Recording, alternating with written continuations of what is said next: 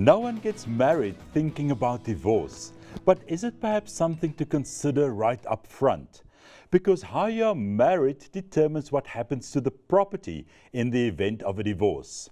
And the messier the divorce, well, the bigger the fight about the house. I'm now joined by attorney and conveyancer Shalene Goliath to help shed light on this topic. Shalene, welcome to All About Property. Hi Cornelius, thank you for having me. Now let's start with the most common one. What happens to the property when people are married in community of property? And I think also explain what is in community of property.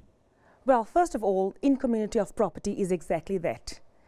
The two spouses, all assets or liabilities belonging to the two spouses are then merged into one joint or communal estate, subject to certain exceptions. For example, there might be specified in someone's will that the inheritance should not form part of the joint estate, so that does not then form part of in community of property. So in the event of a divorce... Just before you carry on, I just want to clarify. So basically what his is hers and what hers is his, is that what's... Yes. And that's also the default way of how people get married in South Africa? Exactly, that's exactly it. Half of whatever you own and half of whatever I own, including assets and liabilities, we each become a half share owner of each other's estates. So now these two people are getting divorced. What happens to the property? In most instances, the couples opt to sell the matrimonial home and then divide the proceeds equally from the sale of the house. It might also happen that one of the spouses would award his share, I'm just saying his for simplicity, awards his share to his wife, and because it is the marital home and the children live there. So one half share can be awarded to the other half, to the other spouse, and then that can be offset in negotiations or redistribution of other assets. And it can happen. In that case, there won't be a formal transfer. It will just simply be an endorsement, an application in the deeds office where the title is endorsed to say that the former half share belonging to the husband is now belonging to the wife, and now she is the owner, 100% owner of their property. Now, Shalene, another way of getting married is through an antenuptial contract. What is that? And again, what happens to the property in the event of a divorce? There are two kinds of antenuptial contracts. So you get an antenuptial contract with accrual and an antenuptial contract without accrual. Okay. All right, so without accrual, it's simple. What was yours before the marriage, what becomes yours during the marriage remains yours after the marriage. So there's no disputing anything there. With a marriage antenuptial contract with accrual, it's just a little bit more involved. It is actually very fair, in my opinion. From the date of commencement of the marriage, whatever accrues to both of you together, that growth in your estate is calculated at the end of a divorce. We'll now find out what is your value at the end of the marriage, compared to what was the value of your estate at the commencement of the marriage. Okay. So A and B, we first figure out what is the net growth in the estates. We subtract, we find the difference between the two estates, and that difference, the smaller estate now has got an accrual claim to half of that difference. Got you. Yes, got you. In value. So that value can be given in terms of property, in terms of monetary value, but that is the accrual claim. And the accrual claim only arises upon dissolution of the marriage, not within the marriage, upon dissolution, death or divorce.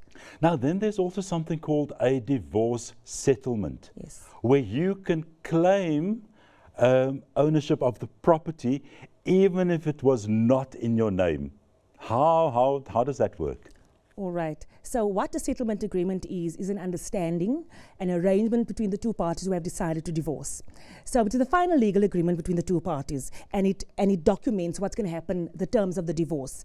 It covers things that's important to you, for example, spousal maintenance, child maintenance, and the property.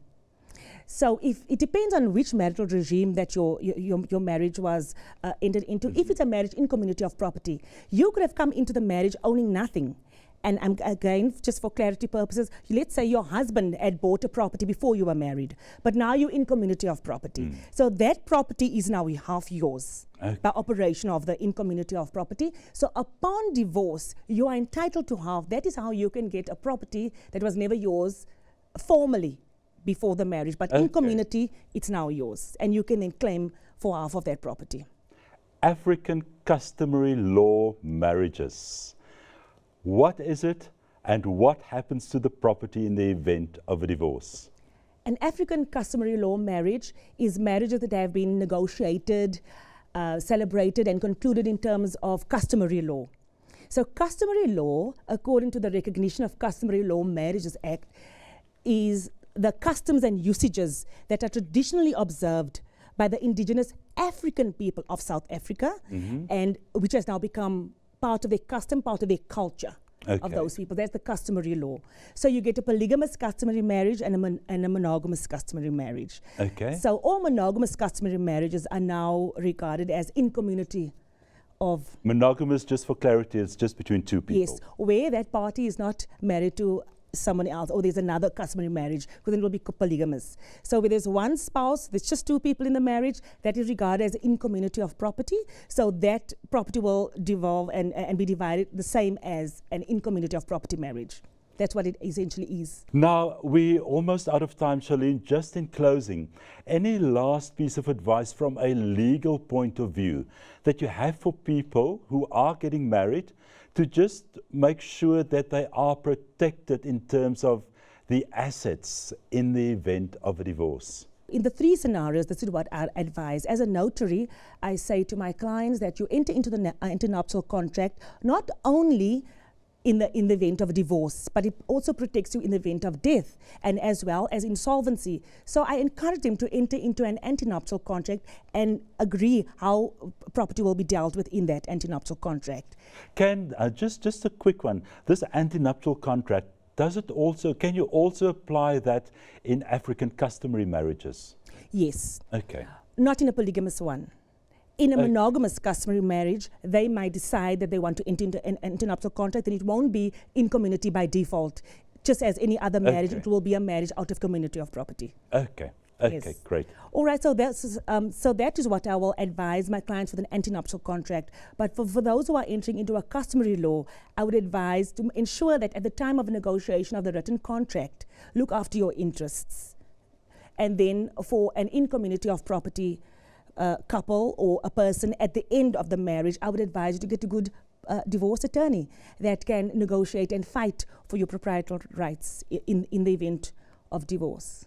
Charlene, that was really very insightful. Thank you so much for your time. It was a pleasure, Cornelius. Thank you for inviting me.